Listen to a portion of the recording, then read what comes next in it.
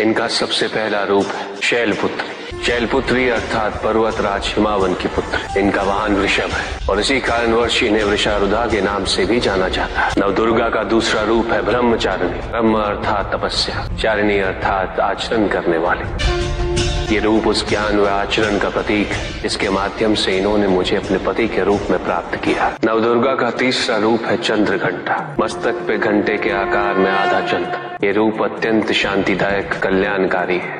विभिन्न प्रकार के अस्त्र और शस्त्र इनकी 8 भुजाओं में सुसज्जित है। इनका तीसरा नेत्र सदैव खुला रहता है। चंद्रघंटा का वाहन सिंह है। ये युद्ध करने हेतु सदैव तत्पर रहती है। इनकी आराधना करने से निर्भीकता और वीरता के साथ ही सौम्यता और विनम्रता का विकास निश्चित है। ये जो मृत्यु देती वो सुख कारक और निर्भय अवस्था में होती है। इनकी मंद मंद हंसी से संसार का जन्म संभव होता है। यह है नवदुर्गा का चौथा रूप जिसे कुष्मांडा के नाम से जाना जाता है। अष्टभुजा, शस्त्रधारिणी, व्याघ्रवाहिनी, हिरण्यवर्णा केवल यही है जो सूर्य के भीतर लोक में वास करती है। 10 दिशाएं इन्हीं से आलोकित है। जिनकी कृपा से मूर्ता विज्ञान सागर में परिवर्तित हो जाती वो है स्कंद माता अर्थात तुम्हारी माता।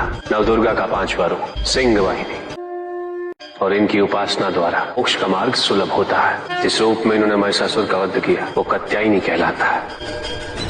इनकी आराधना करने से अर्थ, धर्म, काम और मोक्ष फलों की प्राप्ति होती है। श्याम रंग, खुले केश, एक हाथ में लोहे का कांटा और एक में खड़ग, जिनका आशीष शुभों का कर्ता और कारक है।